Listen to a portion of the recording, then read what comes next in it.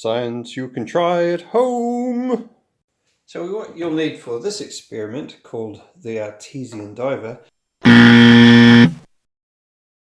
is a pipette that you might find from the chemist when you've got eye drops or something like that. You might still have one hanging around at home. You don't absolutely need one of these. We'll show you another technique later on. You need a bottle that you can squeeze, sort of not completely soft, and it's see-through so you can see what's going on. And just any old jug of water so that we can test our pipette. Now what I'm going to do first is put enough water in the pipette so that it just floats.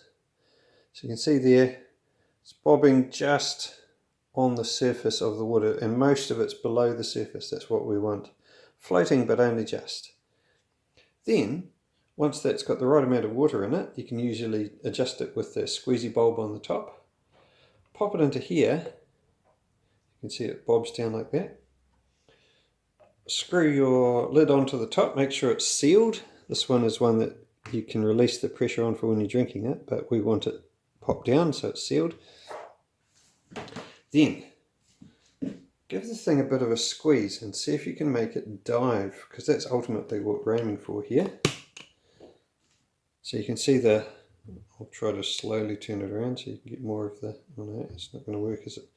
So, what's happening here? We'll give it a squeeze. Oh look, there it goes, he's diving down. Might be able to do it one-handed so you can see more. It's a bit harder. And pops back up again. So there's some air left in the pipette. Overall it's heavier than water anyway, but there's some air that's in that bulb, in that rubber bulb part of it. When I squeeze it, sinks to the bottom, let it go, comes back up again. Now you might be able to see, I'll bring it up into the light so you can see all the bits inside it. Hang on a second. We've shifted outside so you can see a wee bit more. Now if I bring it closer just for a minute, you'll be able to see that the water level is in about 2/3 of the way up the pipette. When I squeeze it, the water level inside rises and the diver goes down. Now what's happening is that the air inside there is compressing and its relative density is increasing, so the whole thing will sink because the air inside is being compressed and becoming more dense just for that moment while I'm holding the pressure on it. When I let go of it again, the air expands again and its relative density changes. Let's have another go. Give it a good squeeze. Hang on, I'll come around the other side. Can you see all right? It's a little bit dark, but you get the idea. Good squeeze. Down she goes. You can see it down there. Let go. Up it pops again. Here's the same idea with using orange peel instead. If you give that a good hard squeeze, the orange peel will dive down into the water, increase the pressure. I'm putting quite a lot of pressure on that.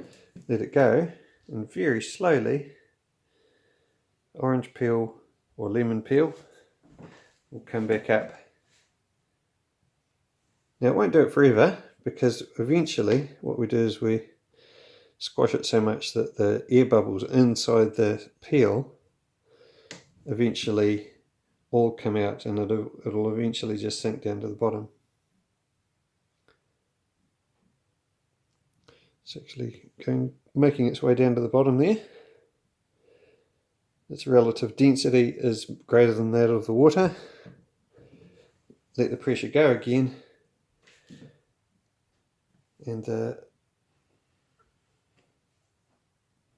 air expands again and it becomes lighter than water. How cool is that? Let's have another go. Give it a good squeeze.